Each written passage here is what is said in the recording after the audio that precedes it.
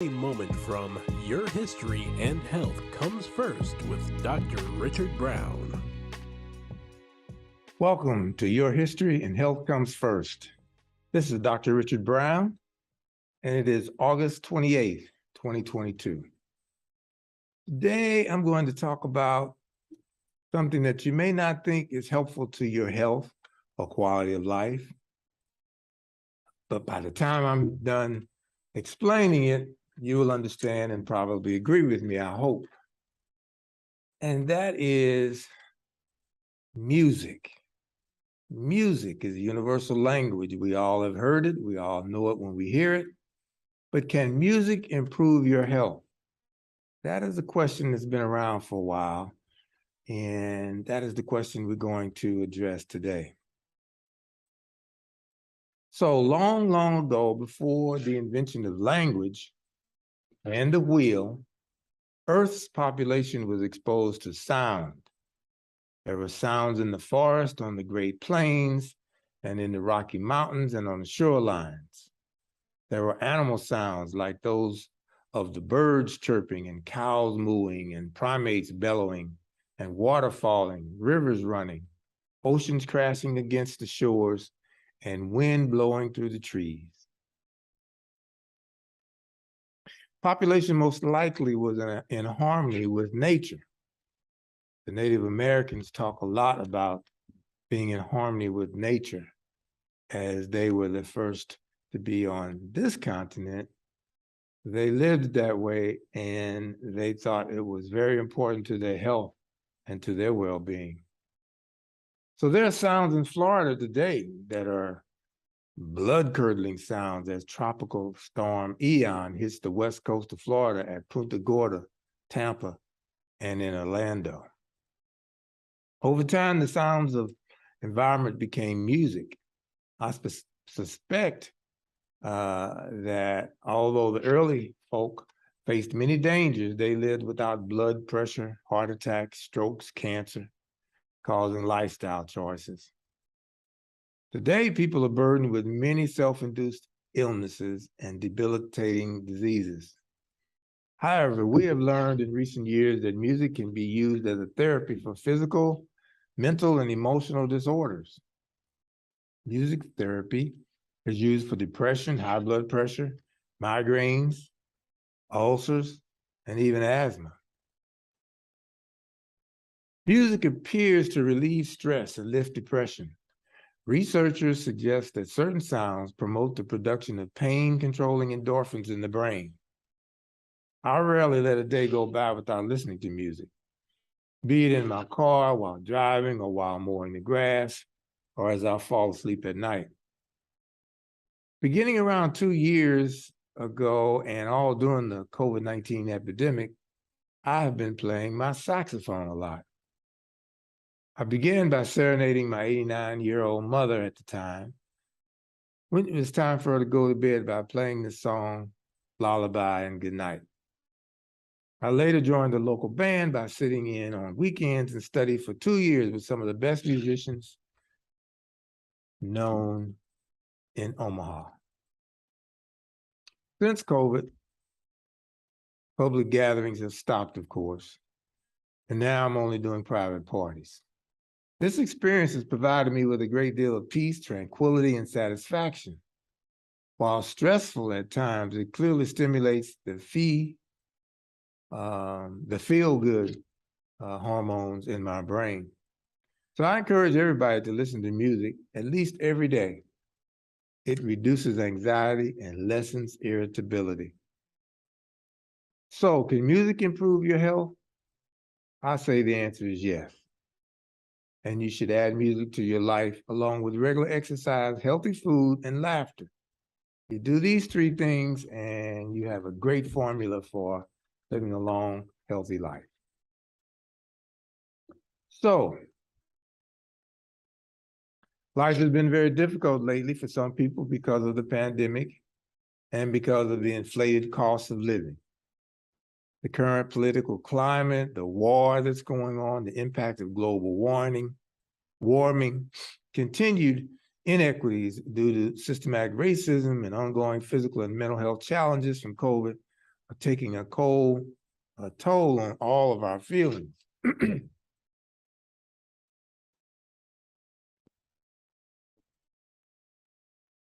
We don't feel as safe in the world, or our quality of life in the world does not seem to be as great as it used to be. In a recent article dated July 25th, 2022, by Lori Kubacek, MTBC board certified music therapist, a Massachusetts General Hospital, maintains that her research indeed supports the phenomenon that music can improve health and quality of life. She states that each of us can find moments of ease and temporary shift our thoughts away from the difficult daily news. For many people, music can play a role in making that shift, even incrementally. So how can music impact our quality of life, she says? Well, she explained that recently researchers looked at the impact of music interventions on health-related quality of life and tried to answer the question about the best way to help make that shift toward release, relaxation, and rehabilitation. This recent systematic review and meta-analysis is a study of studies. I always liked to do that when I was doing research, because all you had to do is find all the research that's already being done on a particular topic and look and see what their conclusions were. And that research consisted of what is called meta-analysis. So it showed that the use of music interventions, listening to music, singing, and music therapy can create significant improvements in mental health and smaller improvements in physical health, related quality of life as well. While the researchers found a positive impact on psychological quality of life, they found no one best intervention or dose of music that works best for all people. So music is complex, as you know. It is a very rigid discipline that lots of people participate in, but many people don't have a clue to the complexities of music. So as complex humans from a variety of cultures with a variety of life experiences and mental and physical health needs, our connection with music is very personal. Our relationship with music can be a very beautiful, vulnerable, and often complicated dance that shifts from moment to moment based on our mood, preferences, social situation, and previous experiences. There are times where music can have a clear and immediate impact on our well-being, because music is sound. Music can actually cause us to jump or sweat out of fear. It can cause us even to scream if the right sound takes place at the right time and it's loud enough. But to show how music can contribute to our well-being, she lists a few examples. She maintains that it can provide easing a transition to sleep with a smooth playlist, finding motivation for exercise by listening to upbeat dance music, aiding self-expression of emotions by singing, connecting to others by attending a live music performance. And of course, my favorite, of course, is playing music in front of a live audience. There are other times when a board-certified music therapist can help you build that connection to music and find the best intervention and dose that could possibly impact your health and provide a form of healing. So how can music be used as a therapeutic tool? Music therapy, okay?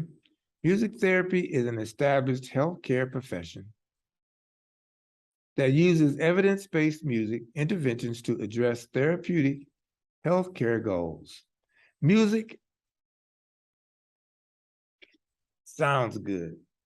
Could sound bad, but for the most part, it sounds good. Music therapy happens between a patient and possibly their caregivers and or family and a board-certified music therapist who has completed an accredited undergraduate or graduate music therapy program. Music therapists use both active singing instrument, exploration, songwriting, movement, digital music creation, and more. And receptive includes music listening, guided imagery, music playlist creation, or music conversations and reminiscence.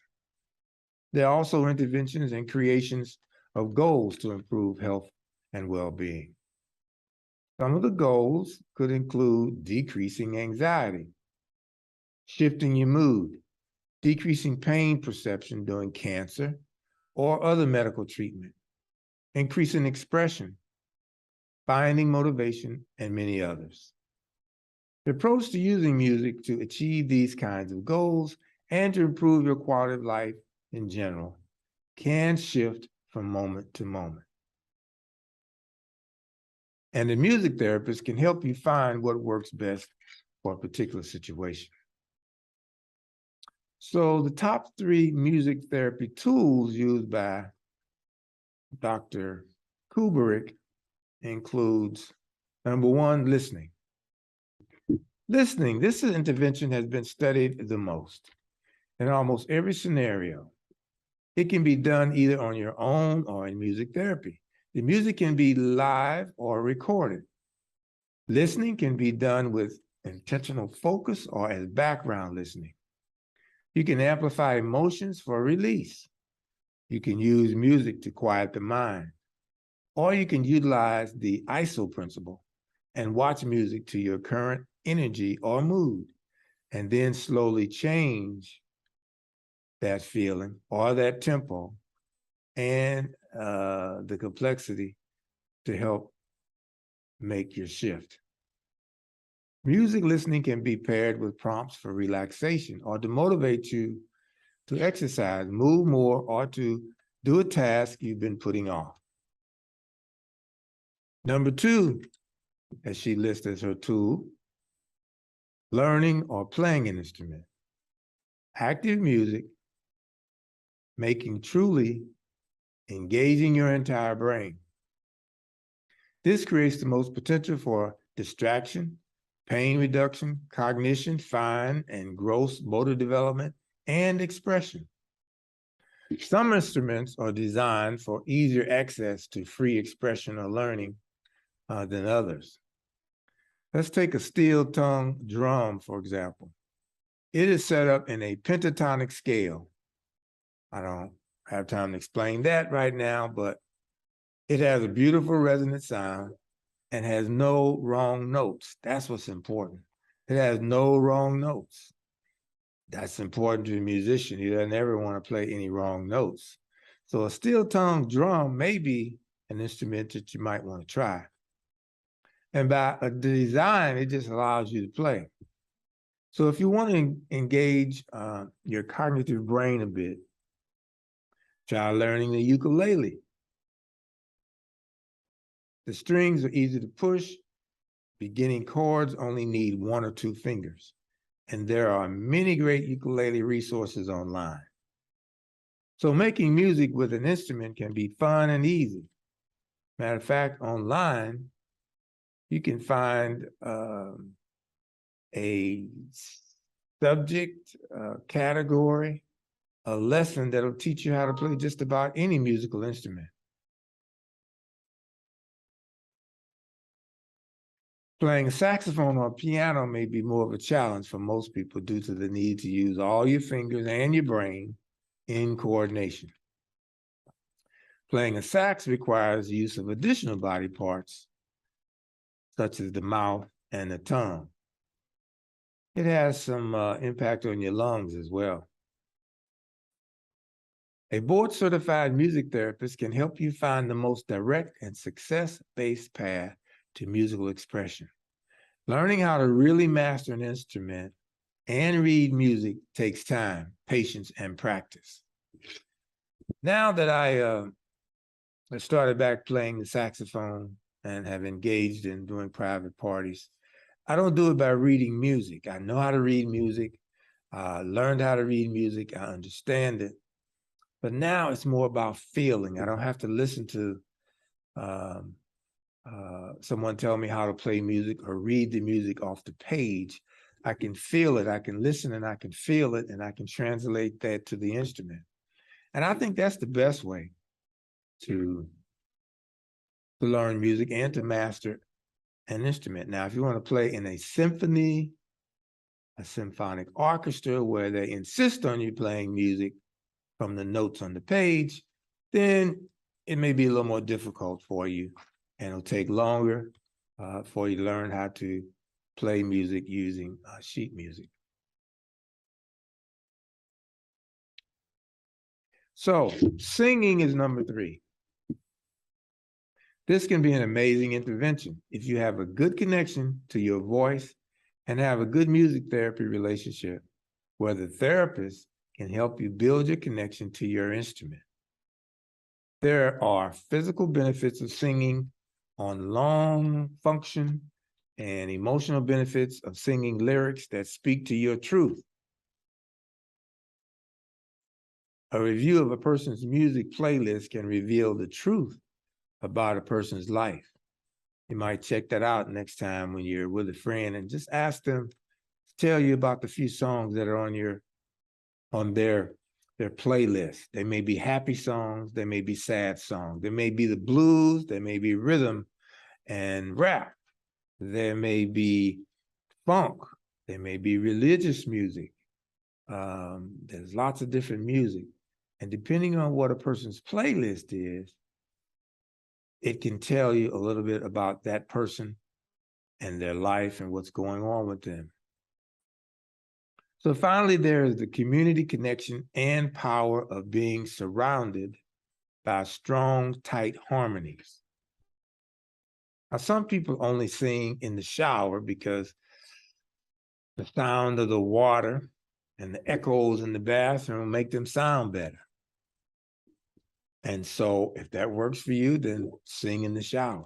It is the strong, tight harmonies that science has identified that is important for calming the spirit and easing some of the pains of daily existence. Now, the bottom line, as Dr. Kubert mentions in her article, she says that although there is not one best intervention, magical song, or perfect genre to make all the hard things in life easier, music can be a powerful agent of change. So if you need some extra findings on the best kind of music tools for you, you might just search the internet, YouTube.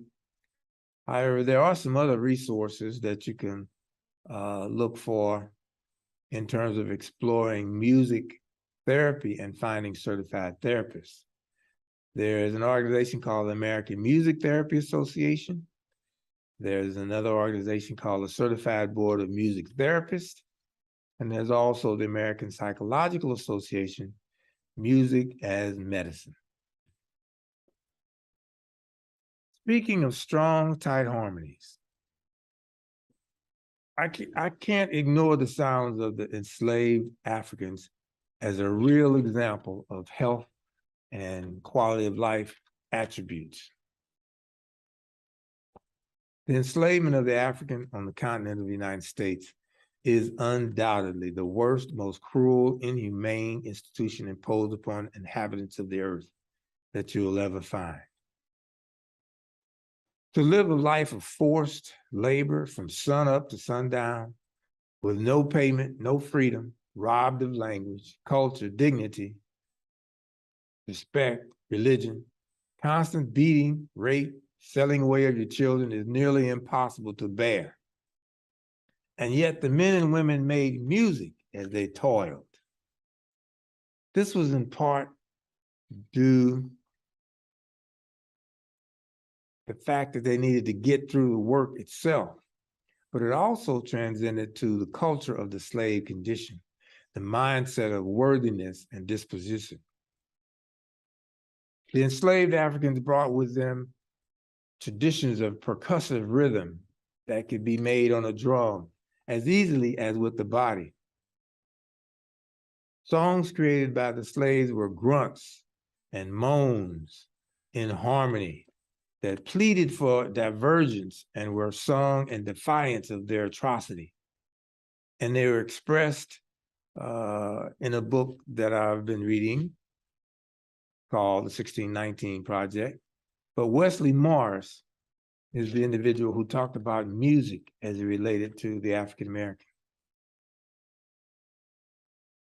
He spoke to these grunts and moans and these sounds and this singing that took place during slavery as they worked in the fields from can to cant. They were called spirituals. And these are this country's original folk songs, songs out of the determination by the enslaved to orientate themselves towards some higher vocation, some point in their mind of a higher level. According to Frederick Douglass, this is his estimation. They were looking for and moving toward a more humane land, either here or perhaps in lesser earthly realm, said Frederick Douglass. This was music that no one composed. It was music born of feeling, of play, of exhaustion, of uncertainty, and of anguish. It was music whose death could elude its own makers. This music testifies to a perilous condition as much as it offered hope that somehow it would end.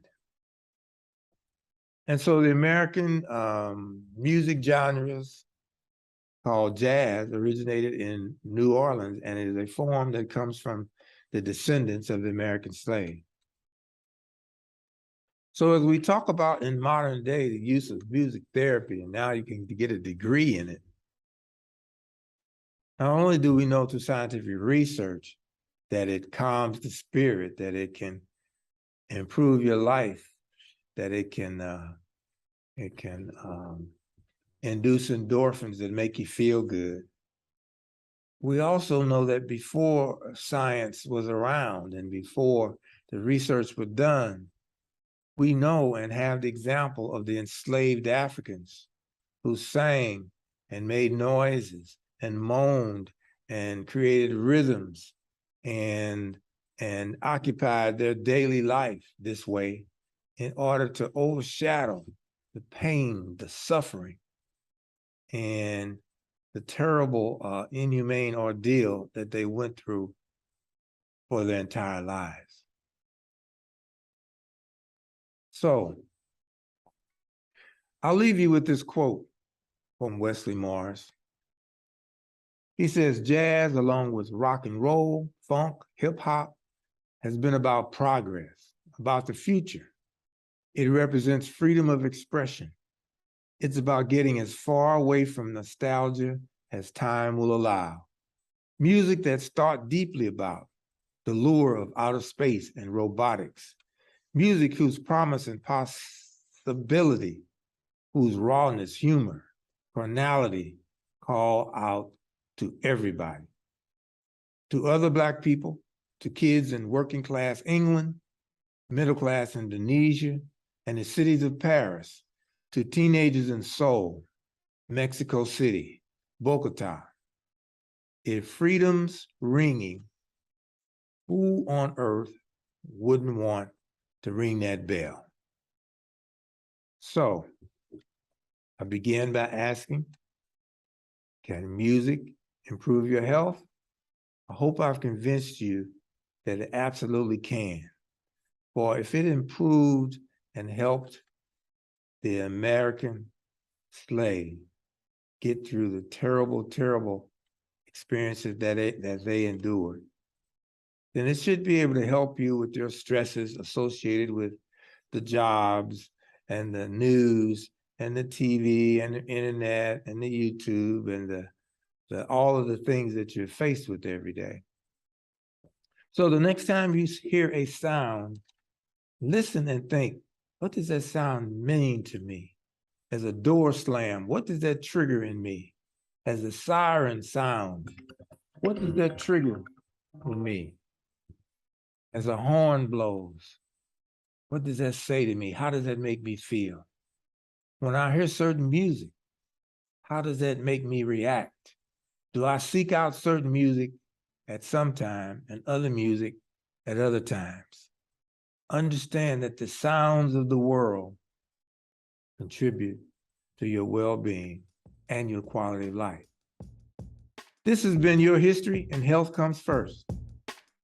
And this is Dr. Richard Brown, and I'll see you around.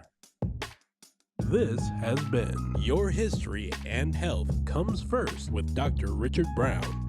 And you can leave suggestions at ewcfacts@gmail.com. That's ewcfacts@gmail.com. This has been an EWC Communication production.